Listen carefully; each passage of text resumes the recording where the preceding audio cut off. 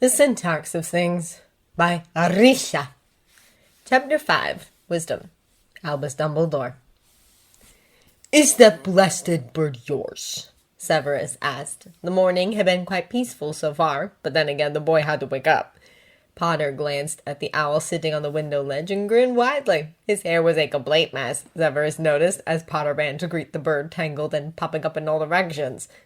Hedwig! It was impressive how the boy would experience agonizing nightmares on a nightly basis, loud enough to cause uneasiness to whoever was close enough to hear, but in the morning he would seem to have no memory of his collapsing condition. In a way, it was as though his mind was seeking ways to protect itself from the horror. This made no difference to Severus, however, who was forced to listen to Potter's muffled screams until dawn. Potter gave the stupid owl a treat, and she spread her wings in appreciation while Severus picked up the letters from the floor and threw them on the kitchen table.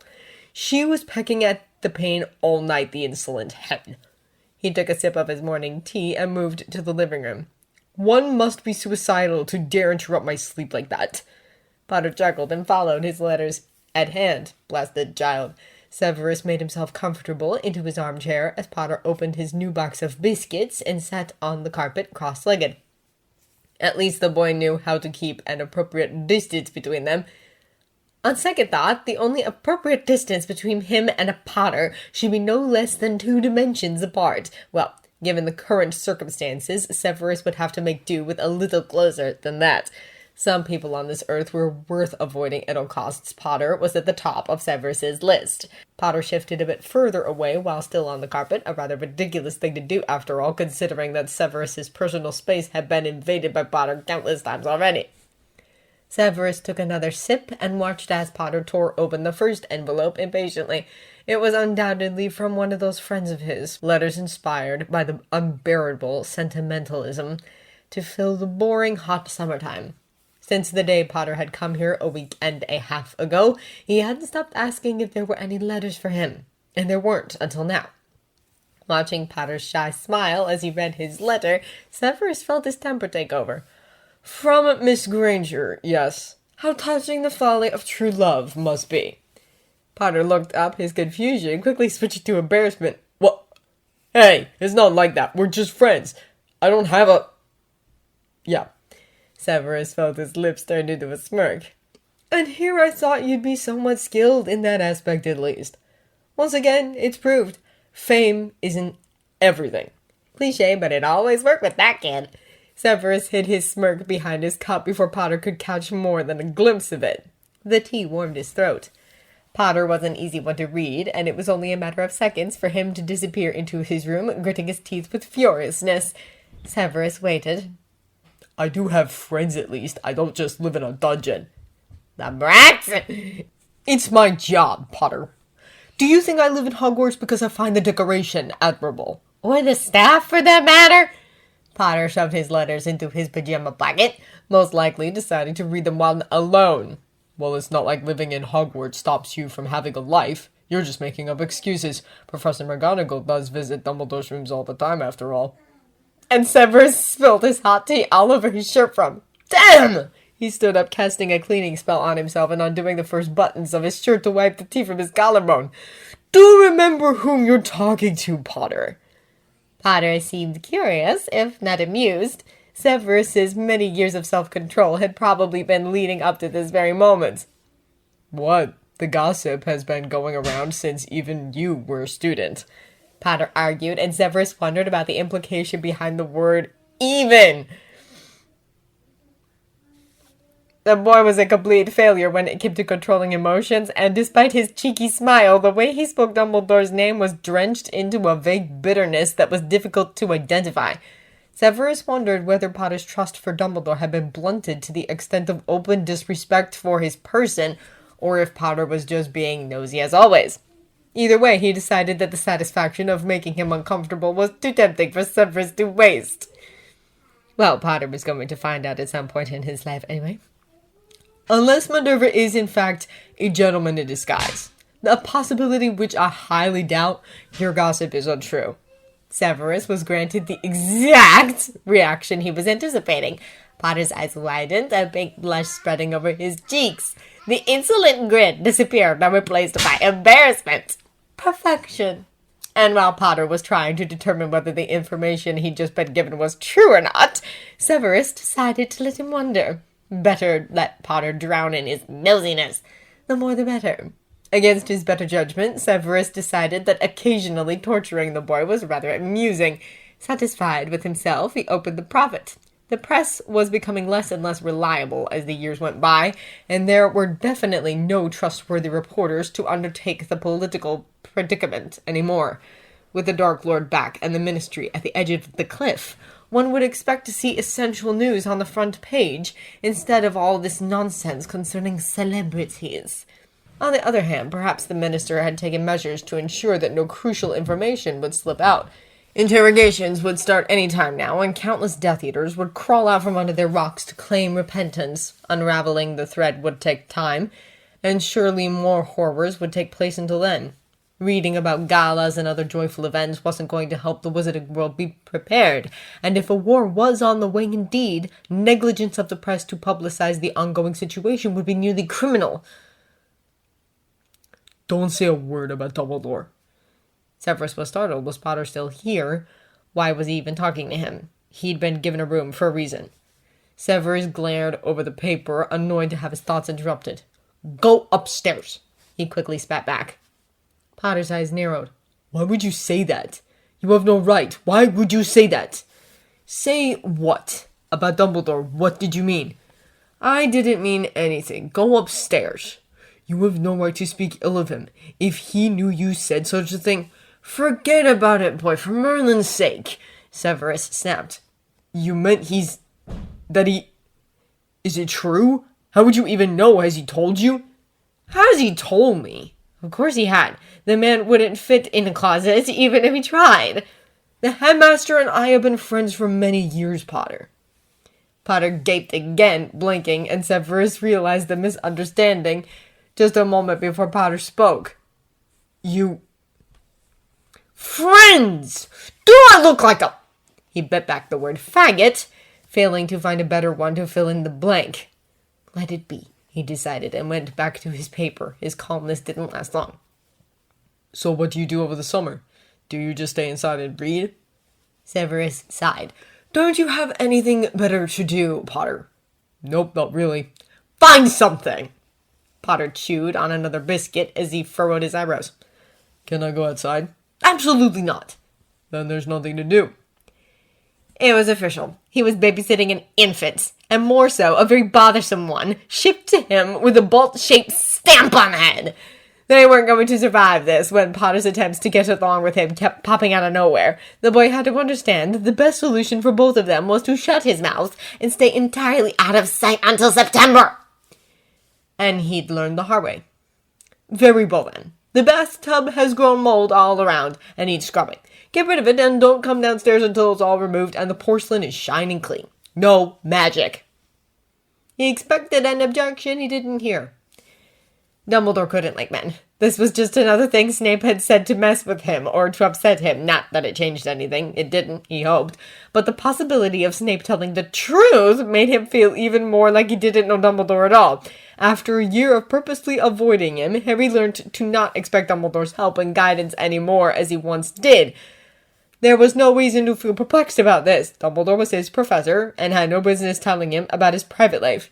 Even if he had told him, Harry wouldn't know how to react or what to say anyway, and there hadn't been any conversations ever between them that could have brought up information like this. The fact alone that Dumbledore could have a personal life outside Hogwarts was unsettling enough, and Harry grimaced at the idea of the headmaster still having affairs or dates. No, it didn't change anything, at least he thought so. Snape didn't even mean it, probably. Harry showered and went to his room to change, his clothes soaked in sweat from his previous task.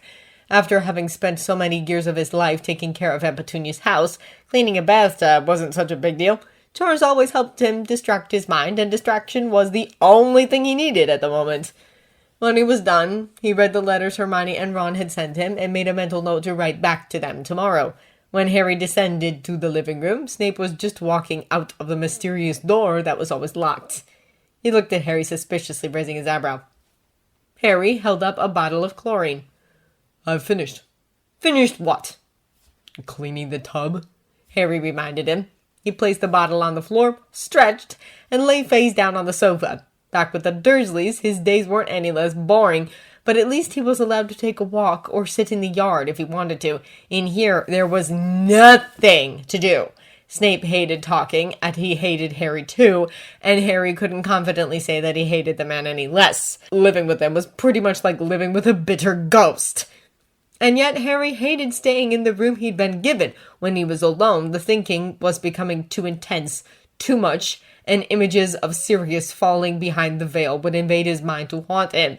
This grief was something new for him to fight. He never had to face guilt as strong as this one.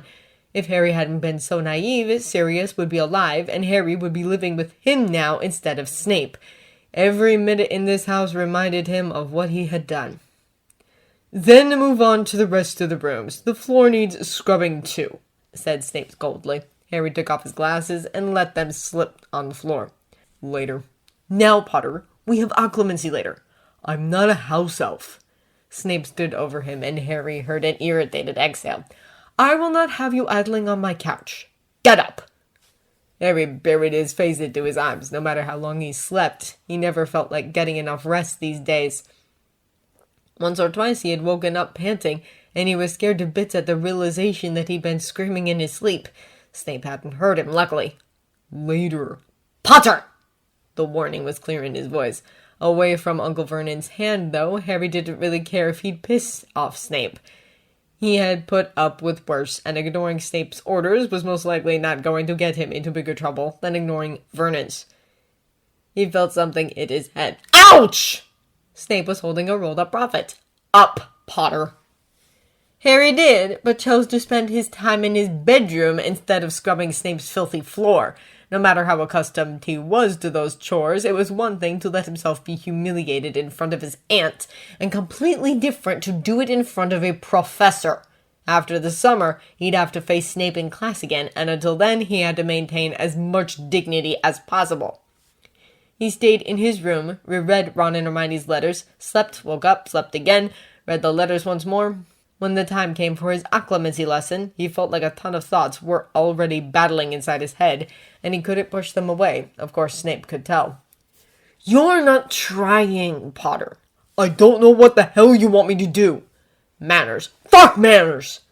He was exhausted. Snape's magic was too forceful. He could invade his mind by barely pushing in, and day after day Harry felt his resistance shattering instead of growing stronger. With every attempt to fight back, more memories would pop up on the surface, more strange and private than the last ones. This was becoming torture, his mind slowly breaking under violent pressure. He couldn't do it. How do you do it? Explain to me the steps you follow. Should the Dark Lord decide to invade your mind, Potter, you'd have no time to follow steps. You need to learn to do this instinctively. It's not working. Harry sat at the chair's armrest, rubbing his forehead. There must be another way. Pity we can't create a new kind of magic just for you, isn't it? Harry let his bum slide on the armchair's cushions, and he leaned back. His head swirled, and he felt his temples throbbing. Could I go mad from this? Not any more than you already are, I believe. Snape walked over to him. Get up, this is my seat. Harry juggled it in his hand and stood up, only to fall onto the sofa again. Snape took his seat and looked as pathetic as Harry felt, his fingers rubbing the bridge of his nose. You're not making any progress. Your mind is failing again and again to keep up a resistance. I don't even have to cast the spell to see your thoughts anymore when we practice. Harry didn't like that. He tried to recall if he had thought of anything embarrassing during the lessons. I'm not going to trust my dreams and visions again, you know. Even if I see something, I won't fall into Voldemort's trap this time. Maybe these lessons aren't necessary. Snape flinched and gave him a warning look. Don't say his name. He used your mind to merely project a couple of false images, which he has done before to numerous victims. What makes you think it'll be that easy next time? It's possible that he'll desire to take complete control of you. Snape seemed tired, and guilt caught a beat of Harry's heart. Maybe Snape did want to help Harry after all, while Harry was wasting their time for nothing. Disappointing Snape never seemed like one of the things that would make him feel ashamed. Somehow, though, it did. and Harry still hadn't found the right moment to bring up the subject of Snape's promise to Dumbledore to always protect him. Harry stopped biting his lip, unable to recall when he'd started doing so. He looked up at Snape, who was glaring back silently. Can we try again? Whatever thoughts were passing through his mind, Snape blinked them away. He sat further back into the chair, regaining his vigor. We will tomorrow. Now, please. Snape studied his face, as though considering something Harry couldn't quite identify. Then he sighed deeply. Stand up. Harry closed his eyes, thinking of everything, all at once. His parents, Sirius, Ron, Hermione, Voldemort, Nagini, the screams he could hear when a Dementor was near him. He thought of his fear, his anger, how he could have saved Sirius if he was stronger. He thought of his Patronus, the way Uncle Vernon would look at him when he'd even breathe in his direction, and how many secrets Dumbledore kept and maybe was still keeping from him. He let his mind fill with every single worry, no matter how intense or uneasy it was. Then he opened his eyes again, blinking them all into erasure. I'm ready. Snape raised his wand. Legilimens! Nothing. Snape pushed into his mind, but it was like there was nothing there for him to see. After a moment of resisting, Harry let him in, inviting him into the dark. A sudden serenity overwhelmed him, and he controlled the invasion steadily for a few moments. The spell was drawn back, and the room composed again around him. He was still on his feet, though, instead of the floor. Whoa! The expression Snape wore was all new to Harry. If he didn't know better, he'd assumed that he had just seen a tiny quirk of pride at the corner of his lips. You need work, Potter. Harry tried to convince himself he had not just heard a compliment.